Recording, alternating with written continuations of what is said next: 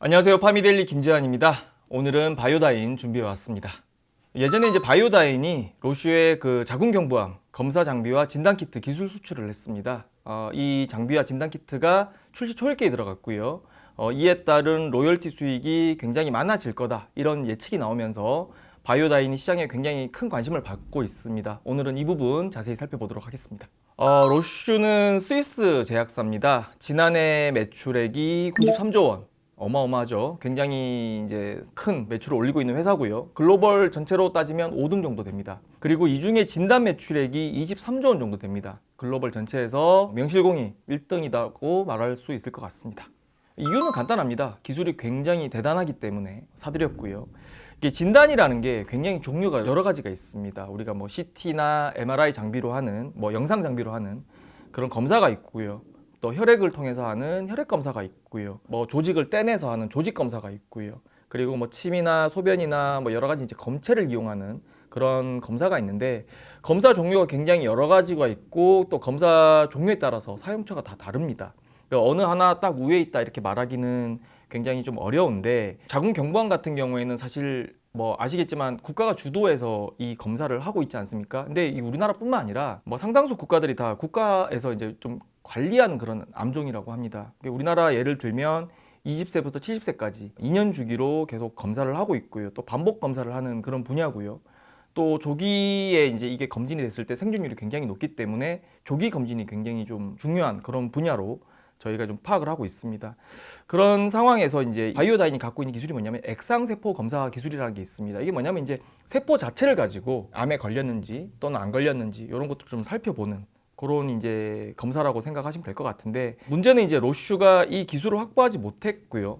또 바이오다인은 이 기술을 확보를 했고요. 그러니까 개발을 통해 가지고 글로벌 특허를 얻은 거고, 그래서 이제 이 기술을 사들였다, 이렇게 이제 정리를 해드릴 수 있을 것 같습니다. 액상세포 기술이라고 아까 말씀드렸잖아요. 말이 좀 어려운데 그냥 이제 세포 그대로 검사하는 기술이다라고 보시면 되겠고, 조기 검사에 특화되어 있다, 이렇게 정리를 하시면 될 것 같은데, 글로벌리 딱 3개 회사만 이 기술을 보유했습니다. 미국의 홀로직이라는 회사가 있고요. 그다음에 이제 같은 미국 회사인데 벡톤 디킨스라는 회사, 그리고 바이오다인, 이렇게 딱 3개 회사만 이 기술을 갖고 있고요. 앞서 말씀드렸던 미국에 있는 2개 회사 같은 경우에는 2000년 초반에 글로벌 특허를 취득을 했고요. 근데 이제 방식이 좀 다릅니다. 홀로직 같은 경우는 필터 방식, 필터를 통과해가지고 나오는 어떤 물질들 안에서 세포를 추출하는 그런 방식이고요. 벡톤 디킨스 같은 경우에는 침전 방식입니다. 이제 가라앉는 거를 제외한 나머지, 또는 가라앉는 거를 이제 검체를 이용해서 이제 검사를 하는 그런 방법이 되겠죠. 근데 이제 이후에 어떤 특허가 계속 나오지 않은 이유가 뭐냐면, 이 필터 방식이든 침전 방식이든 이 2가지 방식을 피해서 액상세포 그 검사 기술, 그러니까 세포 기술 자체를 만들어내는 것 자체가 쉽지 않았기 때문에 굉장히 큰 어려움을 겪었고요. 그래서 이제 2개 회사가 거의 10년 이상 글로벌 뭐 자궁경부암 진단검사 시장을 거의 독점했다고 보시면 될 것 같고요. 그 사이에 이제 뭐 진단기술 아까 1등이라던 뭐 로슈라든가 또 에보트, 큐아젠, 이런 회사들 굉장히 좀 네임드 있는 회사들인데, 이제 저 기술을 확보하기 위해 가지고 굉장히 노력을 많이 했는데 사실 다 실패했습니다. 그래서 이제 바이오다인 같은 경우에는 이 2개 기술을 회피해가지고 만들어냈고요. 그러니까 세계에서 3개밖에 없는 그런 기술이기 때문에 기술 가치는 굉장히 높다, 이렇게 말씀드릴 수 있을 것 같고요.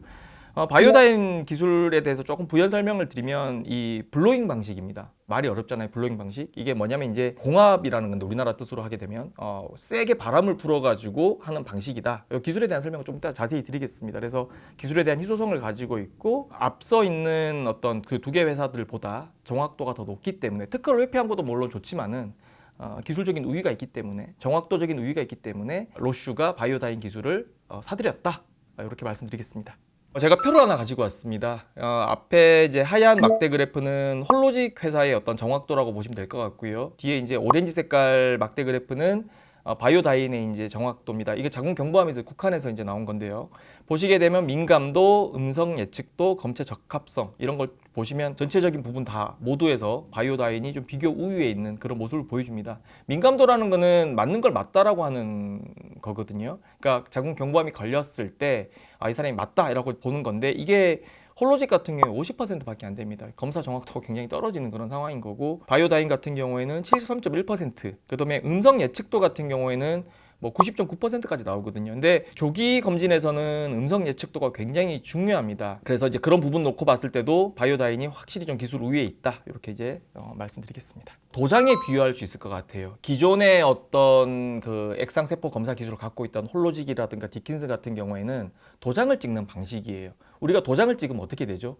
이게 글자 자체가 좀 뭉개지거나 겹쳐지거나 또는 어떤 부분은 안 찍혀서 희미하게 나오거나 이런 부분들이 있지 않습니까? 그래서 검체에서 세포를 추출하고 난 다음에 그러니까 검사를 하는 슬라이드에 우리 옛날에 현미경 쓰면 재물대 생각하시면 될 것 같아요. 거기다가 이제 세포를 딱 올려놔야 되는데 이거를 도장을 딱 찍는 방식으로 가게 되면 제대로 안 찍힐 수 있다는 거죠. 그 다음에 또 뭉개질 수도 있는 거고 겹쳐질 수도 있는 건데 아까 이 바이오다인 같은 경우에는 공합 방식이라고 그랬잖아요.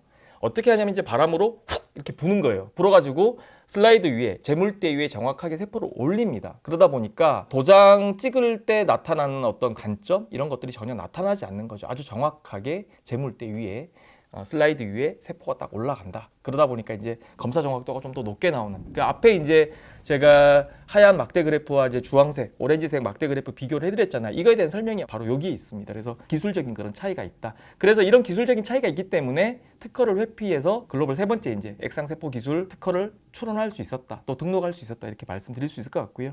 그림 하나 가지고 왔는데요. 물론 이거는 바이오다인 회사에서 내놓은 자료이기 때문에 조금은 과장이 있을 수도 있다는 생각이 들어요. 여기서 말씀드리는 과장이라는 거는 바이오다인 기술을 좀 더 좋게 좀 포장을 하고 그다음에 이제 아까 홀로직과 디킨스라는 회사의 검사 결과를 좀 더 이제 좀 나쁘게 표현하기 위해서 어떤 색채라든가 이런 것들을 좀 조정했을 가능성을 이야기하는 겁니다. 그래서 여튼간에 이제 그런 어떤 과정을 거쳐서 바이오다인은 훨씬 더 좀 선명하고 깨끗한 또 세포에 손상이 없는 그러니까 검체 적합도가 굉장히 높았다 그랬잖아요. 바람으로 불다 보니까 어떤 물리적인 압력이 가해지지 않다 보니까 세포 손상이 없는 거예요. 그래서 좀 더 잘 나온다 이렇게 비교를 해드리겠습니다.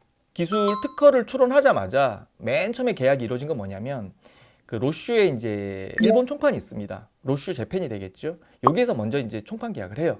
제품을 막 써보니까 괜찮은 거예요. 아직 이건 글로벌 전체로 가도 되겠다라는 생각이 들어서 2018년에 처음 바이오다인을 찾아왔다고 합니다. 그래서 독점 판매권을 넘겨라. 그래서 계약 조건이 굉장히 좋아서 검증 이후에 이제 2019년에 아마 독점 판매 계약을 체결했고요.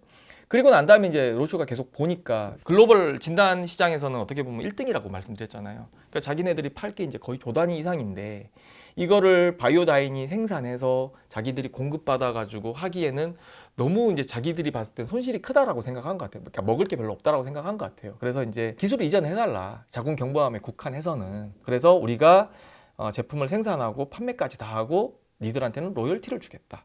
이렇게 이제 계약을 좀 한 단계 더 진전시킨 거죠. 그래서 바이오다인이 로슈로부터 자궁 경부암에 한해서 매출이 난다고 한다면 이 매출은 비용이 없는 매출입니다. 그러니까 100%다 영업이익으로 잡힐 수 있는 그런 매출이다라고 이제 정리를 해드리면 될 것 같습니다.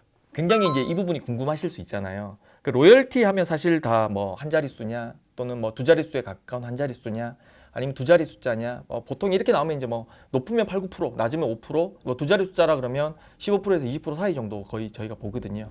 근데 이 자궁 경부암 같은 경우에는 국가 주도 진단 항목이기 때문에 정부 입찰을 통해서 들어갑니다. 우리나라 같으면 이제 뭐 나라장터라든가 이런 데가 있어요. 조달청에서 하는 그런 방식으로 이제 들어간다라고 생각하시면 될 것 같고 예전에 코로나 진단 키트 때도 거의 국가별 입찰이었거든요.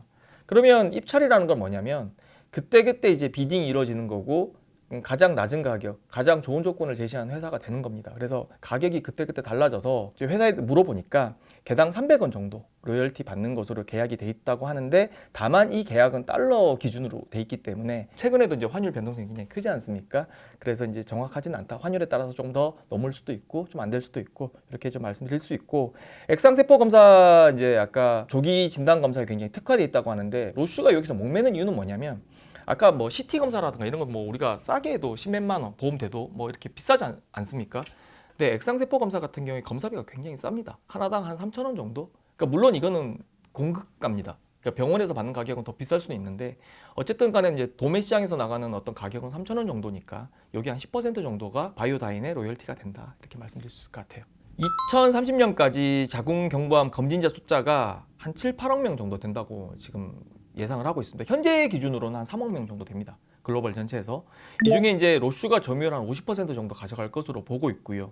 그러면 이제 3억 5천만 명에서 4억 명 정도가 로슈의 어떤 자궁 경부암 진단 키트로 검사를 하게 되는 거고, 이 기술은 오롯이 다 바이오다인 기술이 적용된 거잖아요. 그러면 이제 뭐 개당 300원씩 계산을 쭉 하면 900억에서 1200억 정도 된다라는 계산이 나옵니다. 경쟁 심화 가능성에 대해서 가장 많이 이제 사람들이 궁금해하는 부분, 또 질문을 많이 하는 부분은 뭐냐면, 아까 홀로직하고 디킨스 제품 말씀드렸는데 2000년 초반이라고 말씀드렸잖아요. 그러면 이 제품들이 이제 다 특허가 만료가 된 거예요. 지금 시간을 보게 되면 20년 이상의 시간이 지났기 때문에.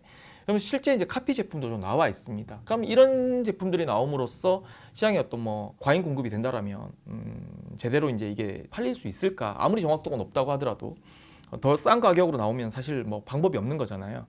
근데 이제 문제는 뭐냐면, 특허라는 것이 이제 기술 방식만 공개하는 거지 정확하게 기술의 어떤 디테일까지는 공개하지 않습니다. 그래서 특허가 풀려도 그 기술을 구현하는 거는 사실 카피하는 회사의 몫이거든요. 예를 들어서 바이오다인 같은 경우에 아까 공압, 바람을 쏴가지고 세포를 이제 그 슬라이드 위에 올린다 그랬잖아요.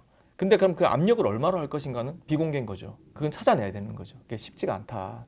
그래서 지금 카피 제품이 나와 있지만 아까 기존의 오리지널 제품들 그 정확도 보셨잖아요. 그거보다 지금 더 안 나오는 상태라고 합니다. 그래서 카피 제품 중에 지금 잘 팔리는 제품이 없고요. 또 이 제품을 쓰는 뭐 기업이나 또 국가도 지금 찾기가 사실 쉽지 않은 상태라고 합니다. 그래서 그 부분을 좀 참고하신다라면 이런 우려는 없지 않나, 이렇게 말씀드릴 수 있을 것 같아요. 클로징을 해야 될 것 같은데요. 현재 이제 매년 자궁 경부암 검사받는 인원이 글로벌에서 한 3억 명 정도 된다라고 말씀드렸고, 2030년에 이제 7, 8억 명 정도 된다고 얘기 드렸잖아요. 근데 이게 굉장히 보수적인 수치라는 생각이 드는 게, 지금 WHO 세계보건기구 주도로 계속 자궁 경부암 검사자 숫자를 확대하는 데 좀 총력을 기울이고 있습니다. 그래서 WHO가 3월 달에 이제 세계 자궁 경부암 근절 포럼이란 걸 열어가지고 모금을 했습니다. 6억 달러. 그러니까 뭐 우리나라 돈으로는 한 8,300억 정도 되는 금액을 또 모금을 했고요.